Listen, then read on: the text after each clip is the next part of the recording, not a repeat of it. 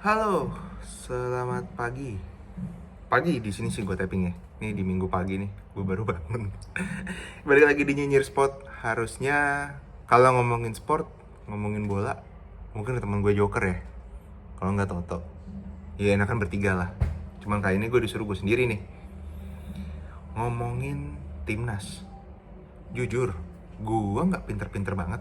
Bukan nggak pinter-pinter banget sih, nggak ini banget sama bola.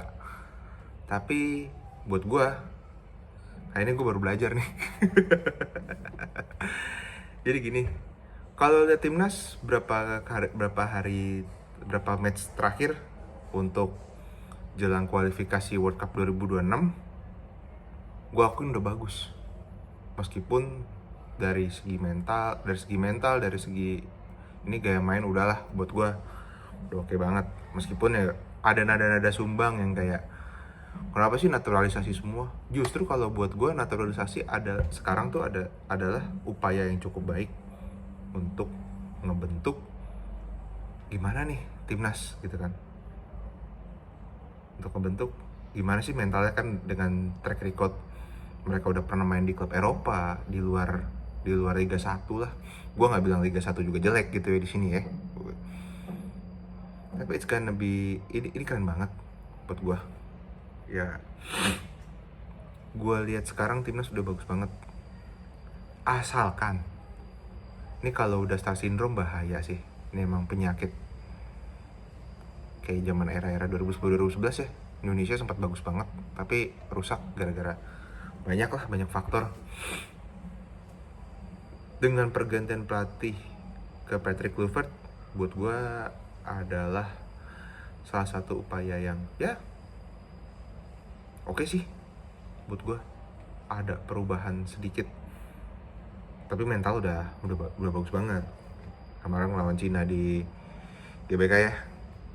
Terus next berikutnya match di Jepang yang menurut gue masih bisa menerima karena dari segi mental jauh cuy.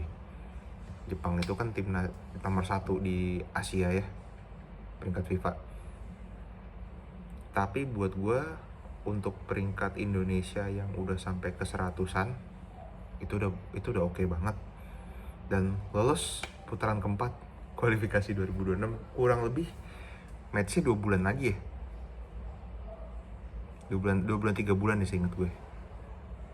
Nanti tandingnya di Timur Tengah. Buat gue itu adalah zona netral untuk kualifikasi Asia. Tapi PR-nya adalah Indonesia akan berhadapan dengan Jepang dan negara-negara Timur Tengah. Karena ini kan regional Asia ya. Kalau ngomongin timnas Jepang ya mereka lagi golden generation di sini. Kubo main di Real Sociedad, terus siapa lagi? Wah banyak deh. Pada main di Eropa semua dan lagi bagus-bagus ya di tengah usia-usia mereka yang cukup muda. Dan wow, seharusnya kita bisa belajar dari Jepang yang dimana kalau lu mau ngelatih bola dari muda ya jangan diajarin teknik dulu, ajarin dulu dia suka sama bola, dia senang main bolanya gitu kan. Dia senang main bola. Mungkin kalau teknik buat gue di usia-usia under 16 kali ya, angka ada U16 itu sih menurut gue. Dan berikutnya kayak kalau ngomongin timnas Indonesia balik lagi ya ini sih gue paling gedek banget sama influencer sama selebgram taye tuh si Anu, gue nggak mau sebut nama. Gue sampai ngeledek bahwasanya Justin Hubner udah ini belum, udah nabung buat beli sepeda listrik belum buat antar jemput. Itu cetukan di internet juga brengsek juga sih. Tapi buat gue Indonesia tuh emang mesti mentalnya sih dibenerin. Main udah bagus, masalah penyakitnya begini, menang tengil kalau udah menang, dan juga kalau kalah bilangnya evaluasi. Nah evaluasinya seperti apa gue nggak tahu sih.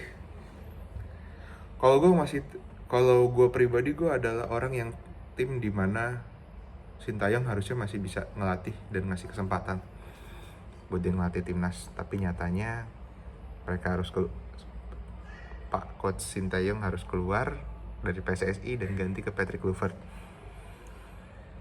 Nggak salah, di sisi lain nggak ada salahnya, tapi kayak sayang aja. Udah bagus banget, cuman ya karena banyak kepentingan lah ya, gue nggak bisa bahas. Gue itu di luar ranah gue juga. But it's okay. Buat gue sih itu aja dari gue yang nggak tahu bola ini. Dan mudah-mudahan timnas sih, buat gue lolos ke putaran keempat itu adalah sebuah milestone yang harus kita banggakan, tapi jangan over proud. Menurut gue sih begitu. Jadi yes, itu sih gue rasa cukup dari omongan gue yang gak jago bola ini, yang gak ngerti-ngerti banget soal bola. Oke. Jangan lupa di like, comment, share, dan subscribe. Sampai ketemu di konten berikutnya. Dadah.